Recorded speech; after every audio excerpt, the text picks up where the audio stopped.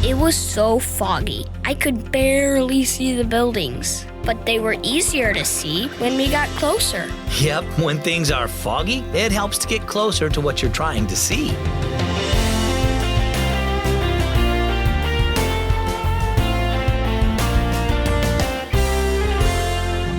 Guess what? You're listening to the one and only Keys for Kids, a great way to grow your faith in God. My name is Zach. So imagine you're out for a ride in the fog. In the distance, you can barely make out the shapes of trees and buildings, but as you get closer, things become clearer. It's like that with Jesus. In 1 Corinthians 13:12, it says, "For now we see in a mirror dimly, but then face to face." Well, let's learn more about that in our story. It's called Foggy Vision. Hunter peered ahead through the fog that surrounded them.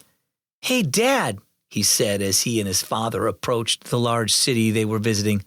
"Look." He pointed toward the distant city skyline that was almost completely hidden by the fog. "You can hardly see those huge buildings today." "Keep watching them," Dad said.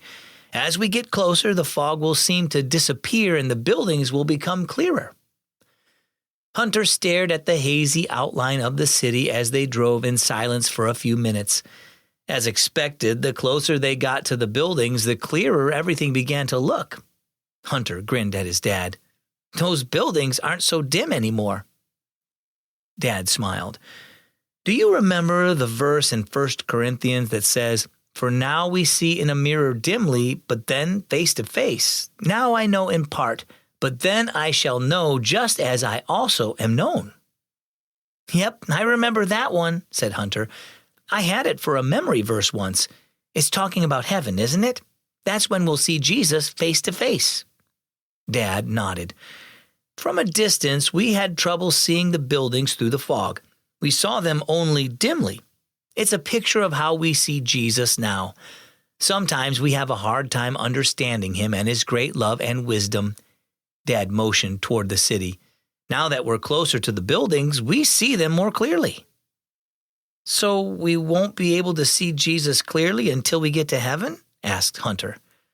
"That's when we'll fully know him, but we can see and understand him more clearly now by focusing our attention on him, just like you can see the building through the fog better by focusing your eyes on it." "How do we do that?" asked Hunter. "By learning more about him in the Bible, praying, going to church, and trusting him to help us love others the way he does," replied Dad.